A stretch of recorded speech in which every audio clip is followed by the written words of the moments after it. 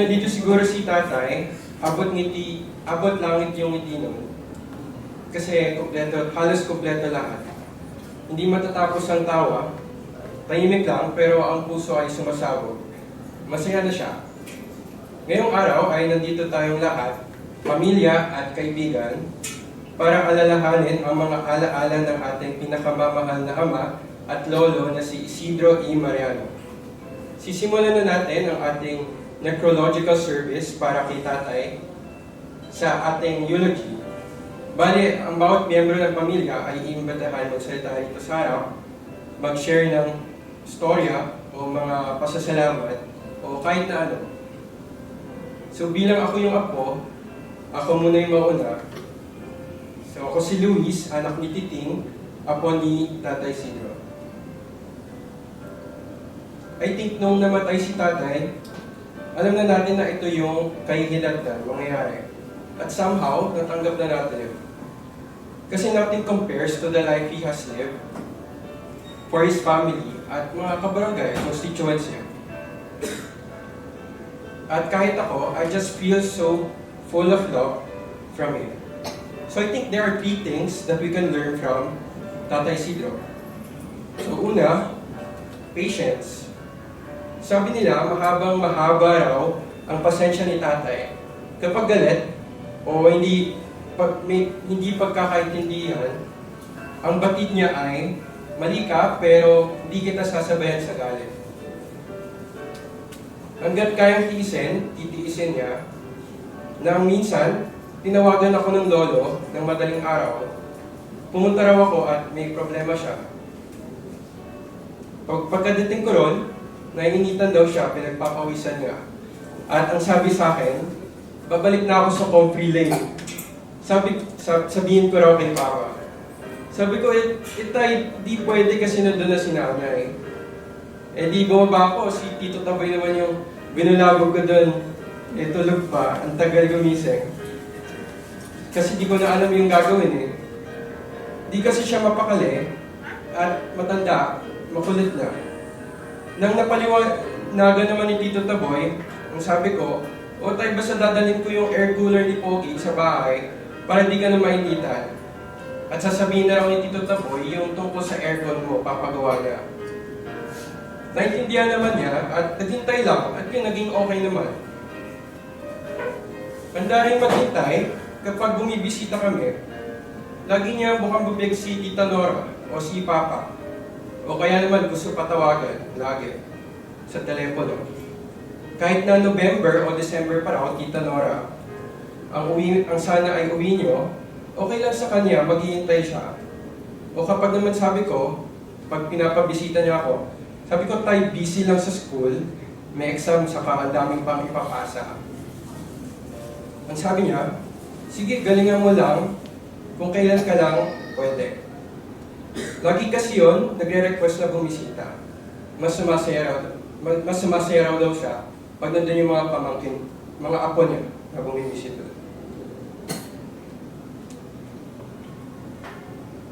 Kapag nagpupunta ako, tatanungin ko, o tay, sino bumisita sa'yo? Sasabihin niya, ayun daw, si Tito Ray, kapag may clinic, i-check up niya. Si nanay na may dalang pagkain tuwing umaga, dala-dala yung paborito. O si Pogi na may dalang putok na tinapay galing sa Dimasalang, yung paborito ni tatay na sa Pasig pa binibili.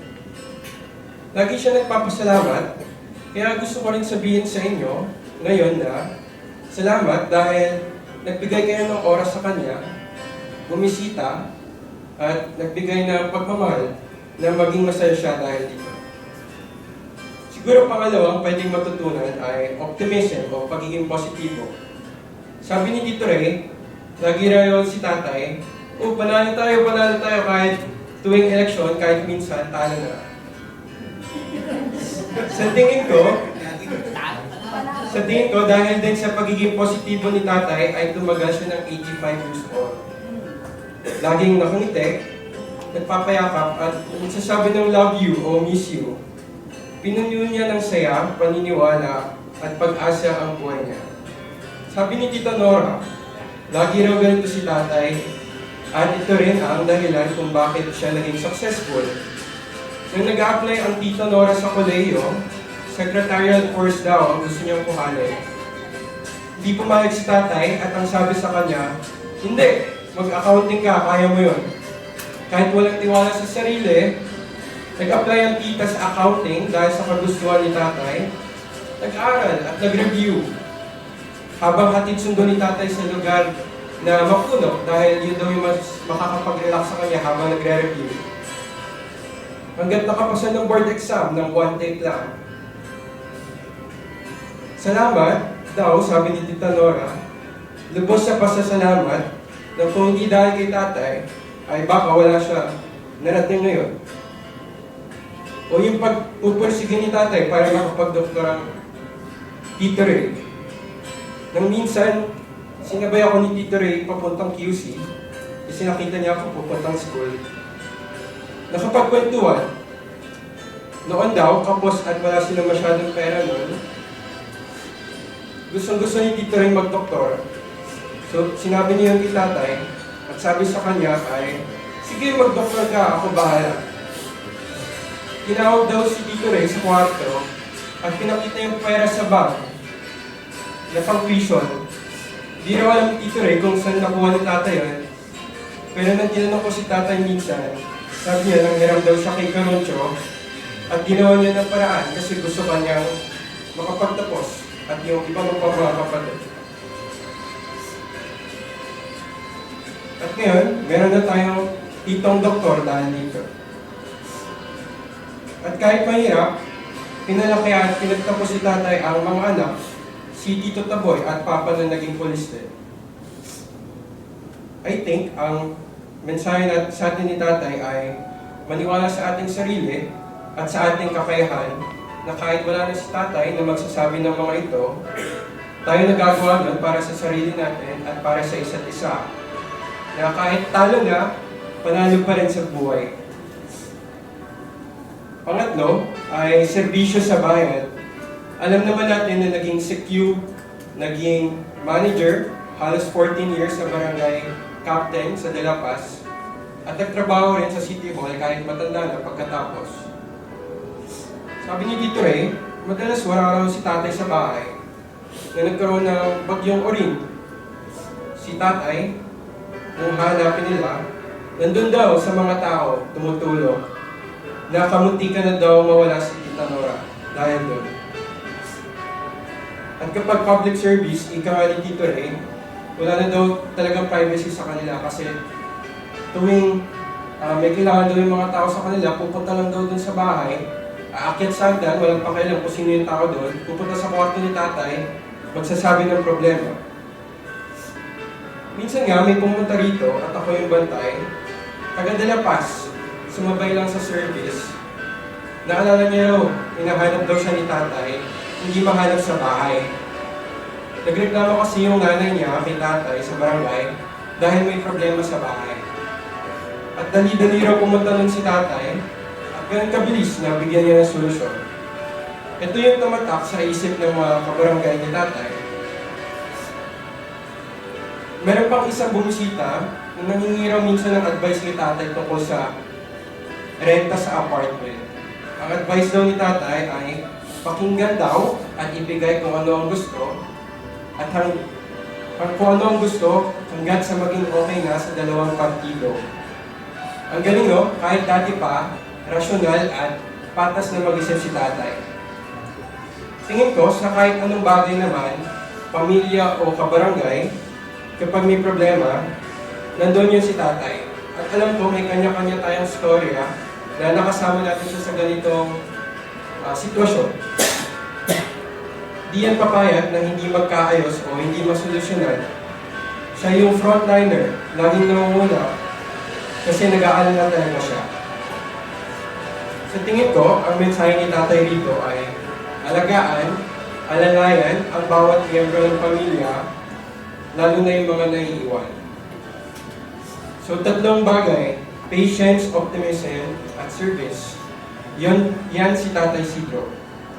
So, Tatay Sidro, thank you for giving me a chance to learn about you and have a grandfather. You've always been so smart, balanced, and goofy. And of course, Pogi. I don't know what to feel right now. It seems like all moments have come to fruition and I can't do anything about it. Ngayon ko lang naintindihan na naghahabilin na pala siya sa akin. Naalala ko, sinabi niya sa akin, ikaw mag-aayos ng hindi pagkakaintindihan sa pamilya. Tulungan mo kapatid mo ha, at ikaw lang ang partners mag-isip. So, right now, I don't feel any regret, and I feel like I've already accepted that you're gone. I guess this is because I visited and tried to talk to you every day, and I was hoping you'd be there in my graduation also. Because you're just always supportive when others, and even myself, didn't believe in me. So, Tatay, it was a life well lived, and I hope that I look up to you and I guess also my other cousins. And I actually think I got everything from you, from wanting to be a public servant, the passion and the hard work also. I think you live in me, like people say I also look like you.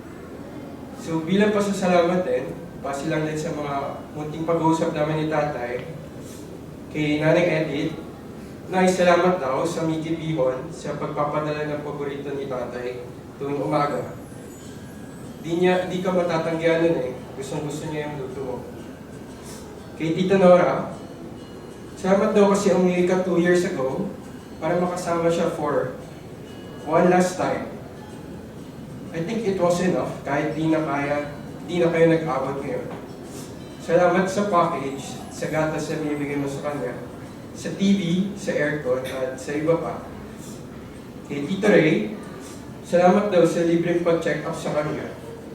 Pasensya na kung minsan lumalabas siya ng kwarto nung may COVID pa para makipagkwentuhan sa mga pasyente mo.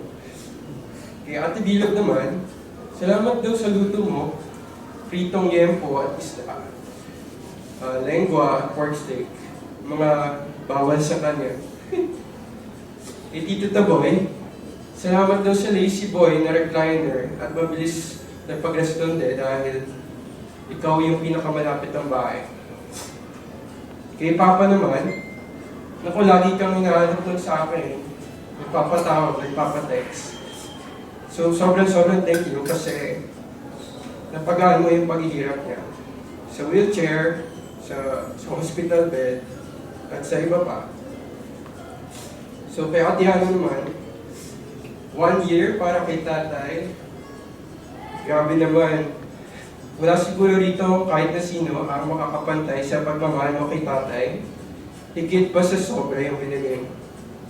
Salamat daw kasi dinuktungan mo ng 2 years pa si Tatay and you cared when most of us are busy. And for that, Tatay will forever be grateful. Kay Ate Edith naman, sa huli, salamat daw. Alam mo naman yun eh. Si Tatay naman nagsabi sa'yo nun mismo. Salamat daw. Sa pagbubuhat kay Tatay, pagpapakain, at pagpupuyat para malaman lang yung kung ano yung lagay niya. Nag-alaga ka kahit ibig sabihin nito ay mawawali ka sa pamilya mo at maubusin ng oras para sa sarili. So, salamat. Para naman sa susunod, ito si Ate Ana, ang nag-alaga kay Tatay for a year. Sabi na binibis yung lahat. Ganyan. Sa part ko, nung nalagaan ko si Tatay, ang dami ko natutunan. Luto ako magluto. Kasi lagi sila nag-aaway ni Nanay. Dami mo kasi yung timbagay na hindi ko alam kung magluto. Natutunan ko. Di lang yan. Sa tagal ko na inalagaan si Tatay, nag-realize ko kung gaano siya ka-public person. Na ang galing niya makisama sa kahit sino, then tuturuan ka niya kung paano ka dapat makisama. Wala na akong masasabi pa kay Tatay kasi I think blessed ako na apo niya ako, na Mariano ko, and I'm really proud na isa ako sa mga apo niya na inalagaan ko siya, na kilala ko siya ng gusto sa isang taon na binigay ko sa kanya na inalagaan ko siya. And lagi niya sinasabi sa akin na pag may gusto ka, sabihin mo, gawin mo ng tama, wala namang masama. Always be fair, ipaglaban mo ano yung tama. And hanggang ngayon, whenever na nag-work na ako, ina-apply ko siya. And yun yung learning ko kay tatay na hindi ko malilimutan. Yun ako. And sabi ko is, love na love ko po si tatay. Like, super love ko. Alam naman po nila lahat yun. May mga wish siya. Sabi niya nga sa akin, kasi nalagaan ko siya. Like, kagaya nga, gusto niya malapit siya sa Bas, pero ito tayo. And, ayun. But, yeah. Yun lang. Basta, love na love ko siya. Siya yung pinaka-best grandfather siguro. Lagi niya ako pinapayuan kahit, ano yun, matanda na ako eh. 27 na ako, nalagaan ko siya. 24, 25 ako. Pero inuring niya akong anak niya. Hindi yung basta kung sino lang na nag-aalaga sa kanya. Ayun lang.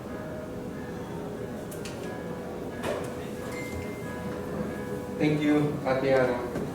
Ang tatawan ko naman ay, ang doktor na anak ni Tatay Sidro, ang boss ni Tatay sa kanyang number 1 receptionist, si Tito Rene. Good evening din. Good evening din sa lahat ng naka-live streaming tayo. Good evening din sa lahat ng tiga De La Paz. Una-una, siguro magka-focus ako sa tatlong words. Number 1 is confusing, good and bad. Kasi mga time na yan talaga medyo confusing. Ito ang reality. Nung maliit ako, during my childhood days, I don't care about anything. Kain, tulog, laro. Until such time na magkaisip ako, sabi ko, ang unang tanong ko, nasaan si tatay? Mahal ba kami ni tatay? Ba't hindi kami kinakausap ni tatay? Ba't hindi man lang kami niyayakap? Yun yung period na 1968 to 1982. So yung mga period na yun, nilalaan niya lahat sa barangay de La Paz. So hindi namin na rin nararamdaman yung presence niya. Katulad nga nung nangyari sa amin nung Yuling. Nawala si ate, nag-iyakan kami kasi lakas ng bagyo. Wala ang tatay ko, nasa ibang lugar. So yun, talagang hindi namin alam bakit ganon. Eh yung mga tanong ko sa sarili ko. And then, nung ako naman natapos na ng high school, sabi ko kay tatay, Tay, gusto ko nang mag-doktor. Pero alam kong wala tayong pera. So, dinegma na naman ako. Yan naman pakiramdam mo kasi hindi show si tatay sa pagmamahal eh. So, after a couple of weeks, tinawag ako ni nanay sa room. Sabi niya sa akin, Ray, akyat ka sa room. May papakita sa'yo si tatay. Nagulat ako, pagtingin ko, may admission pinako. Sabi niya, Ray, mag-aaral ka na nga ng doktor, sabi ni Luis. Dituwan-tuwa ako. Yun, nung nag-start ako noon, talagang nag-aaral ako mabuti. Hindi ko binigo si tatay. Hindi naman sa pagyayabang, mataas ang narating ko sa medisina. Alam niyo naman lahat, I was awarded as the most outstanding alumni, both Philippines and US, in medicine. Ganon din sa high school, most outstanding alumni in terms of professionalism and academic excellency. Recently, nabigyan din ako ng award ng aking elementary school. So, grand slam na ako niya. Pero hindi ng achievement kong malaki. Baliwala lahat sa akin yun. Ang achievement kong malaki, nung bigla akong niyakap ni tatay. Hindi nagsosyonal love yan. Hindi. So, bigla niya akong niyakap. At sobrang niyakap. At sabi niya, thank you, salamat, Ray. Inalagaan mo ko. Inalagaan ko sa kasi nung matagal talaga. Lahat, ibinigay ko sa kanya. So, yun ang greatest achievement ko, hindi yung mga akademikong yan. At saka, sobra ko rin naibigay sa tatay ko. pagmamahal at aruga ng isang anak ng doktor. Salamat. Okay.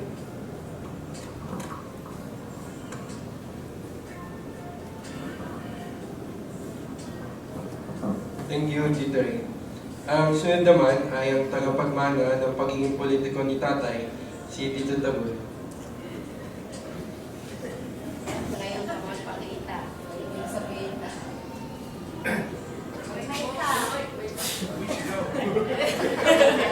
Hello. Yan.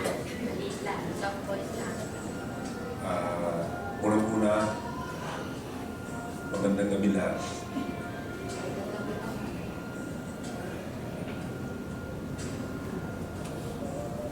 Yan sila BJ.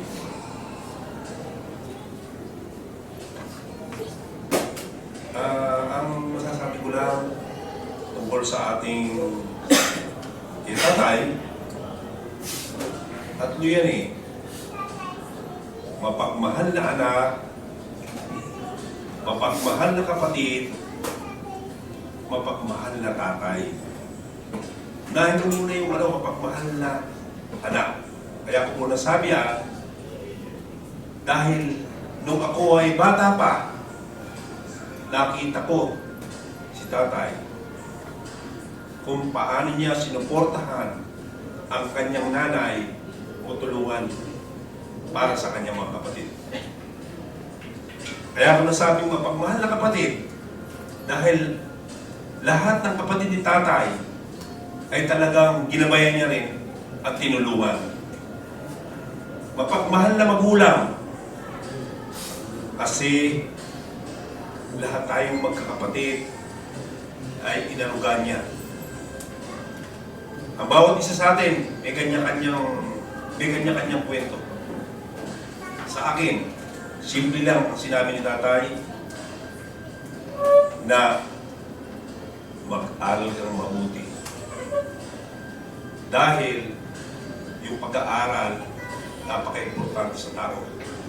Sinabi niya sa akin yun, dahil sabi niya, hanggat kaya ko, mag-aral ka, dahil ako nung araw, gusto kong mag-aral, pero walang kakayanan ng aking magulang para ako'y mapag-aral. Kaya, yung pagpupursigi ko, mag-aral ka. So,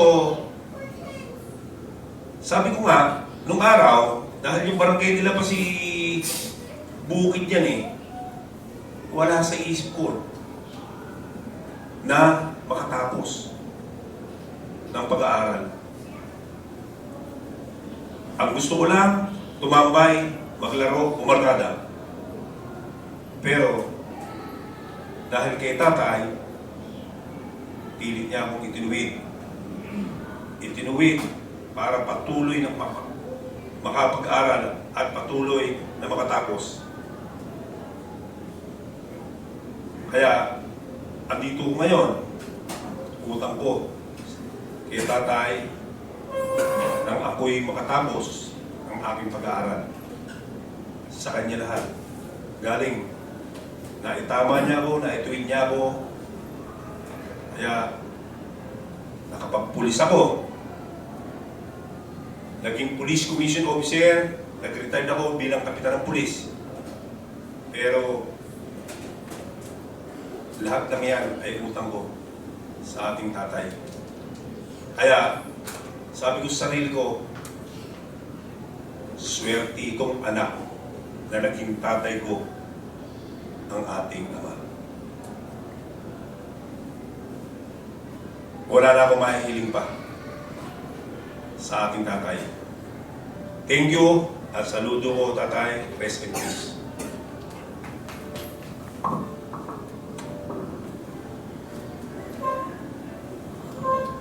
Kung meron po gusto magsalita, sabihin niyo lang po sa akin. Sige, kung wala na po, Special things like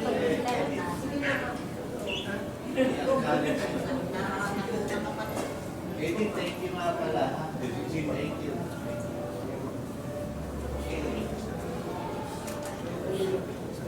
Okay.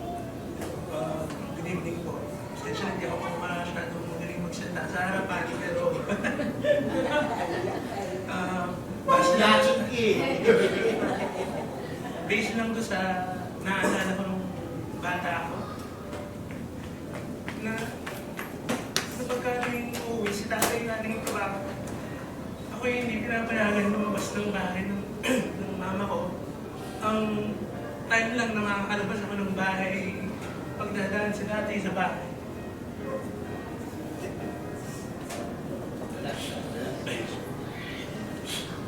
Siya, hindi ko makakalimutan si tatay kasi kaming tatlo magkakapatid.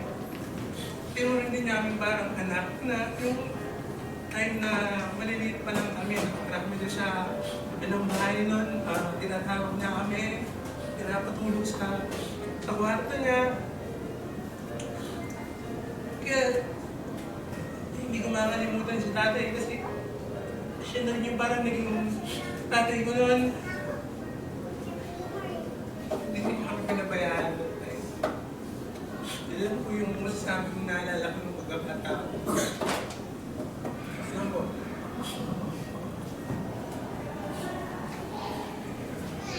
Thank you, Kuya Maki. Kung mayroon pa pong gusto magsalita.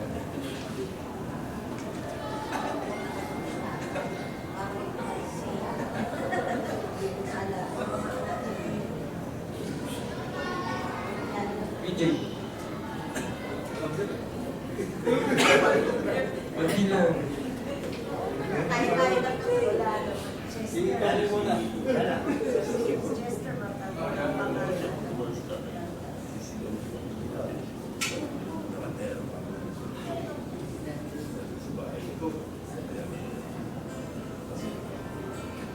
Sige, kung wala na, may papanood kami sa inyong video. So, panoorin na natin.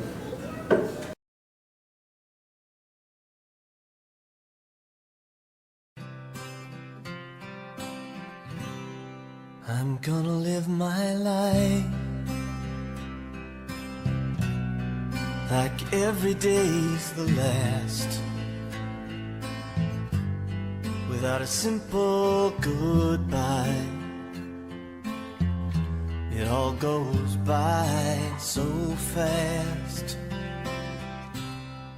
and now that you're gone, I can't cry hard enough.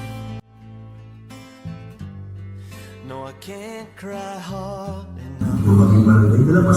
Kuya, ako nagtatag niyan. Ha? Ako nagtatag ng Dilapan. Ako pa kaunahan na ang kapitan na elected. Oh. ay ang aking ama Oh. na si Ibo Oh.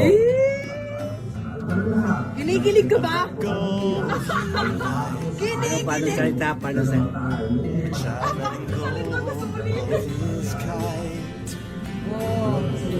Ulitin mo. There it goes, up in the sky. There it goes, beyond the clouds, for no reason why. I can't cry hard enough. No, I can't cry hard enough for you to hear me now. Gonna look back in vain, see you standing there, when all that remains is just an empty chair. And now that you're gone, I can't cry hard enough. No, I can't cry hard enough for you to hear me now. There it goes, up in the sky. There it goes, beyond the clouds, for no reason why. I can't cry hard enough. No, I can't cry hard enough. I Hindi, yung ba nga pa, Luisito ka ba, Luis? Luisito. Luis Sidney. Ha? Luis na lang. Luis. Luis Badiano. Iboto nyo ang aking apo. Magaling ito. Matalino. Mabait.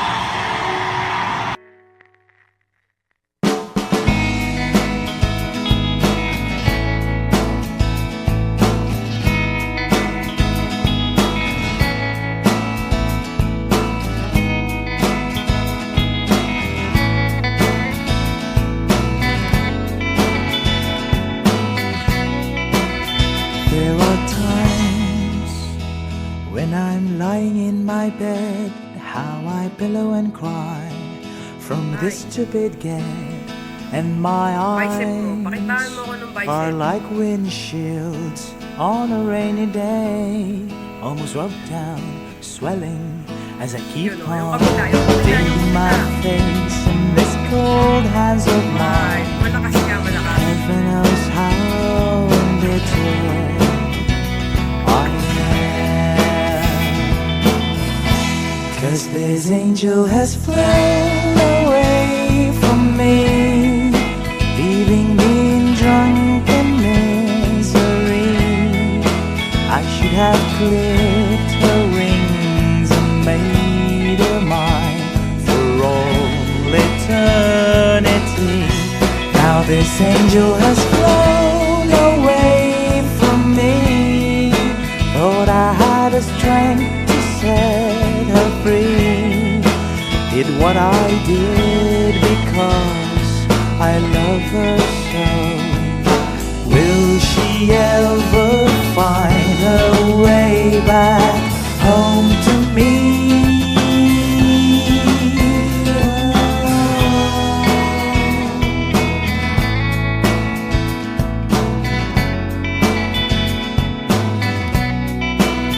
I'm so tired, I feel like catching 40 winks, being up all night in this elbow room that puts me in a trance, where hopes and dreams come true. Now my lips are burning and my eyes are hurting from this fumes I make. Still I light another cigarette just to pass my time. Oh, heaven knows how embittered I am. 'Cause this angel has flown away from me, leaving me in drunken misery. I should have clipped her wings and made her mine for all eternity. Now this angel has flown away from me. Thought I had the strength to set her free. Did what I did because I love her so. Will she ever find her way back home to me?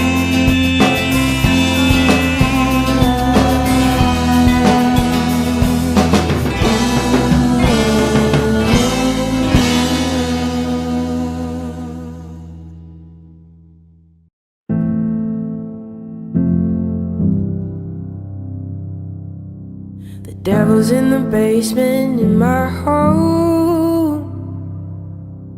A flight of stairs is way too close. He comes for me when I'm alone, collecting debts that I don't owe.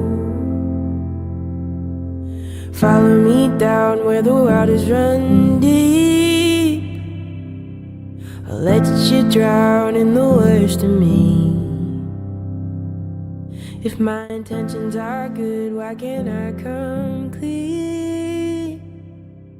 If heaven's above, where does that leave me?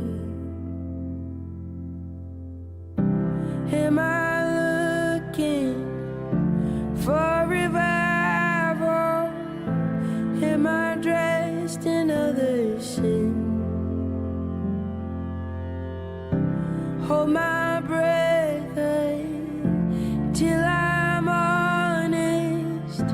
Will I ever breathe again? When the world's so heavy I can't stand, I close my eyes and start again. Ang lalinaw ba, oh? Though my heart is Lahat na in talaga my maganda. head, I won't break, give me faith to bend. Uy, grabe naman si Dross. Am I looking for revival? Am I dressed in other sin? Malami siya. Hold my breath till I'm honest. Will I ever breathe again?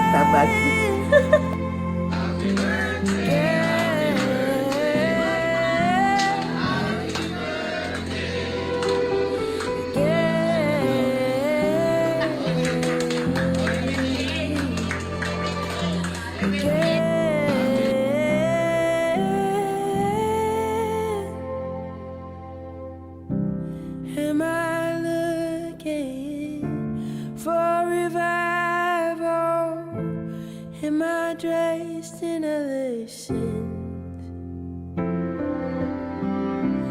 Hold my breath until I'm honest. Will I ever breathe again? Abadada, abadada, abadada. Ang galing sunod. Ang galing. Galing na po ba? Galing na ng pamasko mo. Hold my breath until I'm honest. Will I ever breathe again? Will I ever breathe again? Oo, iangat natin, iangat natin. Will I ever breathe again? Oh, ano masasabi mo? Wala naman, pinap lang ako. Oh, balik natin yung shades mo.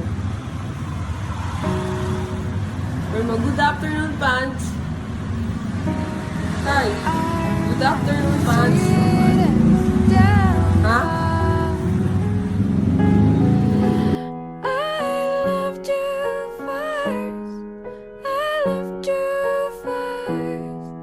Beneath the sheets of paper lies my truth. I have to go, I have to go. Your hair was long when we first met. Ng tatlo, sasabihin ay, thank you, tatay. 3, 2, 1. Thank you, tatay!